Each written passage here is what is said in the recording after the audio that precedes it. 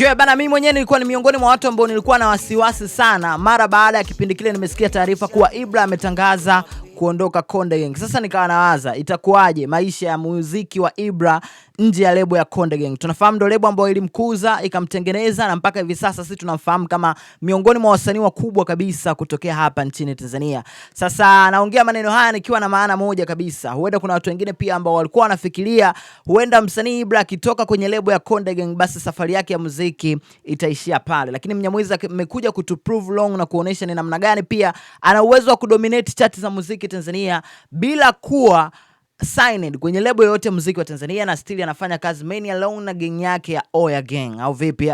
Sasa hichi ninachokiongea hapa na maanisha kwa sababu nimeenda kuitazama chupa la ngoma la Nitafanyaje, track namba 2 kutoka kwenye EP ya PM Poison Medicine, na kile ambacho kimefanyika mle ndani my brother kinadhihirisha ni namna gani Chinga yuko serious na kazi yake, lakini pia kile ambacho anakifanya ni kuwaonesha watu like yo I'm a king of this new generation au vipi? Sasa chupa ni kali sana, limeshatoka, linapatikana kwenye mtandao wa YouTube pale, nenda ukalitazame uje unambie unalipa asilimia ngapi, lakini ni kitu gani hasa ambacho kimekuvutia zaidi kwenye hili chupa la Nitafanyaje la wimbo wa Ibra ambao unapatikana pia kwenye EP ya PM au vipi?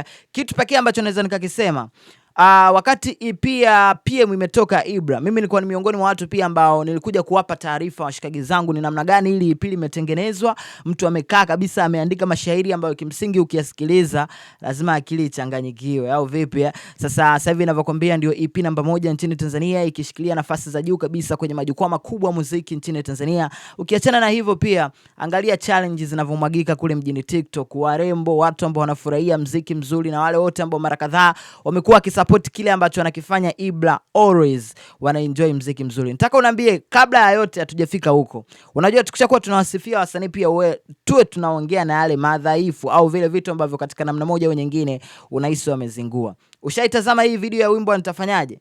Kuna sehemu gani amezingua? Drop comment yako hapo. Lakini kama kuna sehemu unahisi kabisa ametisha au sehemu ambayo imekuvutia zaidi kwenye hii video, drop comment yako. Mimi kimsingi nimetazama, nimeona kabisa chupa ni kali na Mnyamwezi anapita mle ambapo wanapita mablaza au vipi? Mimi naitwa Bounce, nishamaliza. Kuna jingine washikaji zangu, hamna noma, tutakutana baadaye hapo. Big time.